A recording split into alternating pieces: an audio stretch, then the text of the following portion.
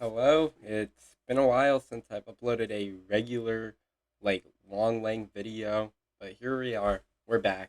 Hi, if you don't know me, I'm Isaiah.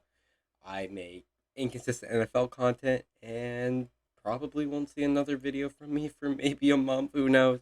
I have ideas, but half the time I don't actually pull the trigger and make them.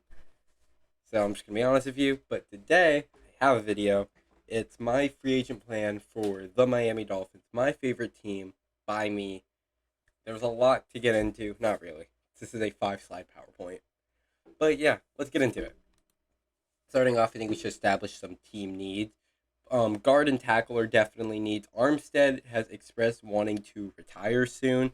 I think this is going to be his last year. He was already planning on retiring this year, decided not to, and he can't stay healthy regardless. So I feel like we're going to at least miss a couple games of Armstead. So having depth there would be important. Guard, Robert Hunt's been all right, but that's all we've got on him. We've got an all right play. We could definitely do better. Corner, we just cut Xavier Howard. Definitely, I agree with the move, but it hurts a bit. Dolphins legend had such a long career here, but we're gonna need someone to replace him because Eli Apple and Kader Kohu being genuine corner two options is not what I want to see going into next season. Safety, I like Javon Holland. That should be very clear. Great safety, arguably top five in the league, top 10 at worst. But strong safety. Deshaun Elliott, he had a solid year for us, but that's about all we got out of him. Solid play. We're Super Bowl contenders. We need to play like it. Well, we have the mindset Super Bowl contenders. We can't settle for mediocrity. Up next, tight end. Durham Smythe. I'm not going to be too harsh on him. He's not supposed to be a starter in this league. Kind of just got put in that role. We didn't address tight end after losing Mike Gesicki in the offseason last year. So we should definitely get a tight end, get to a big body receiver to throw to. Because as of now, our best big body guy is Cedric Wilson. Half the league doesn't know who Cedric Wilson is. Up next, we got edge. I love Bradley Chubb. I love Jalen Phillips, one of the best edge duos in the league. But we saw they both got hurt. I don't know if they're going to be fit to play week one at the start of next season or at the very beginning. So getting people who can rush the quarterback, because at the end of the year, it was miserable to watch because Vic Fangio refused to blitz. Thank goodness we fired him. He was awful at the DC. We definitely need younger edge rushers. We were throwing out with like Melvin Ingram. Like Melvin Ingram in 2024 is not a viable option and must win playoff games. Definitely need linebackers. Jerome Baker's our only consistent linebacker, and he has some injury history. I guess Van Ginkel. Van Ginkel's been good, but he's more of an edge rusher than a linebacker. But he can play linebacker. But obviously, when you have two iffies, it's like, how much are you really betting on them? And then you have wide receiver, kind of. I know we have Waddle and Hill. That's elite, best duo in the league. Don't at me. It's whatever. But I'm saying another guy, because you look at most of these good teams, they got three good options to throw the football to. And if we can get a better receiver than Braxton Berrios to be our number three guy, I wouldn't mind that. So anyway, we have a cap issue, if that wasn't obvious. When I'm recording this, we are negative 21 mil in the hole. So here's my plan. Extend Tua, because that is something they clearly want to do. Where am I on the scale of that? Who are we going to get who's better at our current draft pick and the free agency? What are we going to get Kirk Cousins and pay him a lot of money? I don't know. Tua's got a higher ceiling than Kirk Cousins. I don't know. So extend Tua, make the first year of his contract cheap. He's currently playing on his fifth year option, which costs us about 25 million. So I say if we can cut that to like 15 million in the first year and make his next 3 years a little more expensive, that will help. Restructure Chubb and Hill's contract. They're obviously some of the highest paid players in the league, but these are two players who I think want to win. Like Hill especially is definitely a guy who wants to win. I think he's willing to take a pay cut. He did it last year. He can do it again. I know, but like, cut Keon Crossan. He has been an actual liability when on the field, and he's costing us 3 mil. Saves us 3 mil if we cut him. It's not much, but any little thing counts with how big of a hole we're in. This is a weird one. Jerome Baker's currently making 10 mil and 12 mil over this year. You give him the same amount of money, but you make the contract 2 years. He's only making 6 million every year. That's obviously going to save us 6 million that we would be paying him this year, and we move it to next year. Beyond me how we're going to pay next year, but this is just this year. So yeah. And finally, as much as I hate to say it, pray Chris Greer works magic. This happens a lot with teams. Teams enter in absolutely salary cap depth and somehow still come out and still make signings. I don't know how they do it. I'm not a GM. There's a reason I'm not a GM. So I'm gonna trust Chris Greer here to just work some magic. So we're gonna first start with the re-signed because that's important. Bring back players. Christian Wilkins, I would put him on a 4-year, $100 million deal. That makes him the second highest paid defensive tackle in the league. Do you think he's second best defensive tackle? No, but the only player he's getting paid less than is Aaron Donald, and I think he would accept that. I feel like just he's been dominant. From when he's entered the league, he's got the most tackles of any D tackle in the league. He allowed our run defense to be top 5 in the last 2 years.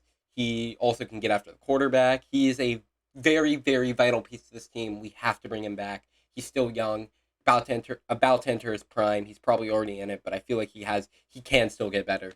Next we got Connor Williams, very solid center for us, arguably a top 10 center in the league. I don't think that's a crazy take to say. And if we don't re-sign him, the rest of the O-line is awful. That's as simple as that. Outside of Armstead and Jackson, who's actually came into his own last year, and I'm very happy to see that we extended him. I think we need to kind of keep this core around because in the grand scheme of things, you can't rebuild an offensive line in 1 year. So I say keep Connor Williams 3 years. He'll be around, I think, 31 when that contract's over. Then we can let him walk. He's coming off an ACL tear, obviously, so that's a little scary. And that's why I'm only paying him $11 million a year, and contrast with the higher end centers are getting paid because of that. Next, we got Robert Hunt. He's been an all right guard. I think the best way to put Robert Hunt. He's been solid. He's been average. He's worth a roughly $9 million contract, 4 years. He's still young. He can still get better. Then we got Van Ginkel. He stepped in definitely, especially after Phillips went down in the Jets game. Still, absolutely sucks to see. No one wants to see that. He stepped in and then he got hurt, just like everyone else on this defense. So yeah, Van Ginkel, $7 million a year. He's a nice rotational piece, good role player. Feel like he is very good. And if we let him walk, some team's gonna get a really underrated player. And I am going to gas him up to the fan bases so hard because he is actually pretty good. Then finally, as much as I hate to say it, because I hated this signing when it happened, Eli Apple, he was not great. He was arguably bad for us, but he's one of the best options we have right now. I don't think we can go in betting on us signing a corner. Eli Apple, no one wanted him before the season started. I think we're about the only team that actually wants Eli Apple. I don't think many teams are going to sign him, so I think we can get him cheap, a 1 year deal that allows Campus to develop another year, Cater Code to develop for another year, and maybe us find a replacement for him. Because, oh my goodness, this corner room is going to be bad without a Ramsey. I feel bad for him. Now, who should we bring in? Obviously, this is a bit expensive, if you can't tell. But that's part of the let Chris Greer work his magic thing, free up some cap space. We're going to start with Noah Fant. Noah Fant has been a solid tight end. 500 yards for a tight end is not bad. And that's more than what production we're getting out of our tight ends. So not only will he be a relatively cheap option, like we're not going to be paying him a high tier tight end money. He's fast, he's explosive. He's going to be better than who we are throwing out there on a week to week basis at the tight end position. Gives to another weapon. If we want to keep him, we have to help him. He's obviously shown potential, but he needs help. End of discussion. And then if that doesn't work out, I kind of think these two are an and/or type deal. I want DJ Chark 1 year, $4 million. I think that's the most I'm going to get him. I actually don't think that one's that realistic because I feel like some team's going to overpay him a bit. But he's a solid receiver. Would be a number 3 for us. He's all right. Next, we got Chase Young on a 3-year, $15 million deal. The only reason I want Chase Young is I still see the potential. He can be a decent edge rusher for us, and if we can get him for $5 million a year, like the potential's there. Our DC, I trust him. He worked in Baltimore, the best defense in the league. You don't do that by accident. So I think he can help Chase Young develop. But Chase Young has definitely been not what the Niners wanted out of him. And I just think they're going to let him walk. Up next, we kind of have another or Patrick Queen or Devin White. Devin White has definitely had some issues, especially when it comes to coverage. He's kind of been a bit of a liability there. And he's been perfectly average stopping the run. It might be the other way around. I'm sorry, Bucs fans, if I got that wrong. But he's more working on name brand value alone. But once again, it's better than what we're throwing out there. But the guy I would really want is Patrick Queen.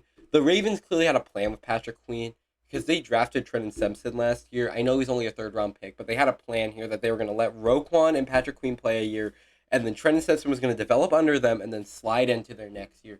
I would love to have Patrick Queen to this linebacking core immediately step in, be the best linebacker there. I think that would be great. And he'd be reuniting with his linebacker coach. That's all I'm saying. And then finally, a Kyle Duggar.